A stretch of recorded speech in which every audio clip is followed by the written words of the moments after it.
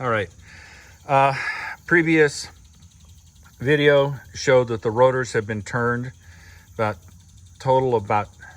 10 thousandths of an inch, which from my understanding is more than adequate. Now, these are the pads that come out of the front brakes. And you can imagine that if the rotor is glazed, the pads are glazed. So all my consultants say, get rid of this glazing. And you can see it there. No glazing, glazing, glazing. And this is consistent with where you saw the glazing on the rotor, the bluing where it overheated.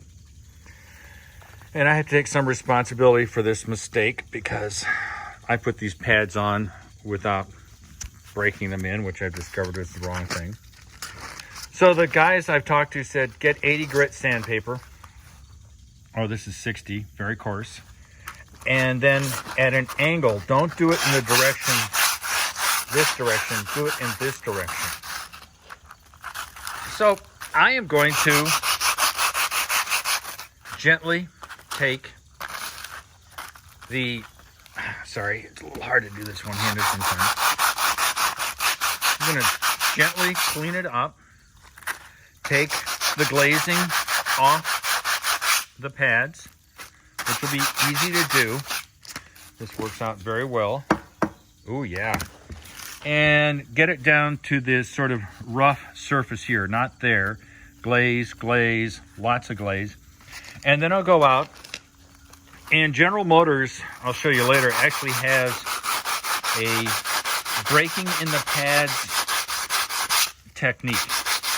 You know, I can't remember exactly what it is. Go up to 40 miles an hour, hit the brakes medium, about a half a G, and then let it go for a half a mile with no brake. Let it cool. And what you're doing is you're taking this pad material and in essence you're coating it on the rotor. So brakes work by a couple mechanisms. One is the actual physical clamping, and the other one, which helps with braking, is that it's actually this material off the pad goes on the rotor on the disc, and the two have extra torque or friction. They call it torque. And so that's what I'm going to do. Then I'm going to hopefully go racing on Sunday at Blackhawk.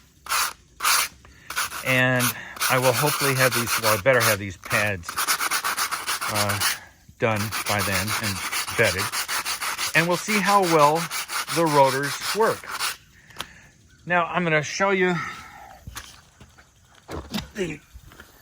removing the pads is actually very easy on these Brembo brakes.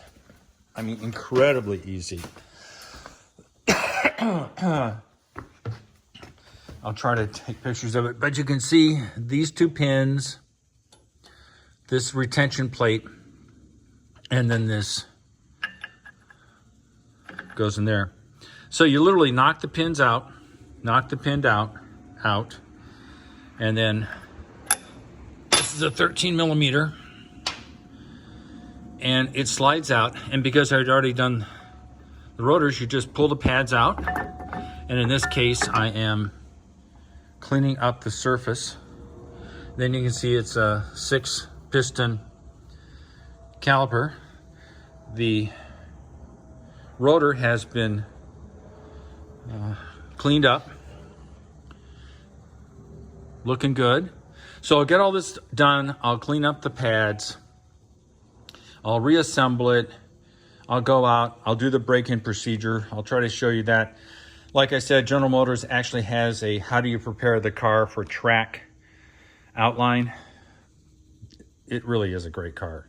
Got to give General Motors a lot of credit for it. So I'll be back.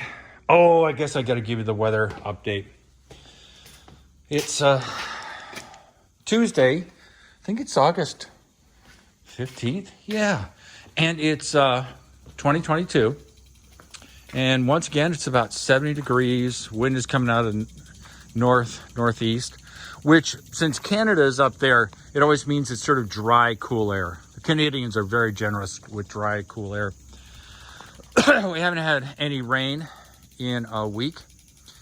So I've got the sprinkler out here since this landscaping is less than a year old. This water is actually from my 14-acre pond. I thought, why not? It works great. I have to clean the screen out occasionally on the hose. But we'll give this a drink of water for a couple hours, and then I will slowly move my way down with the sprinkler, sprinkling the whole lawn, and then rinse and repeat, because it'll take me about 4 or 5 days to do it. And like I said, I run it for a couple of hours, move it, a couple of hours, move it. And if I'm up for 18 hours, I've got 9 sessions, and I can get a lot done, obviously. So it's a wonderful day. I will be back. Talk to you later. Bye.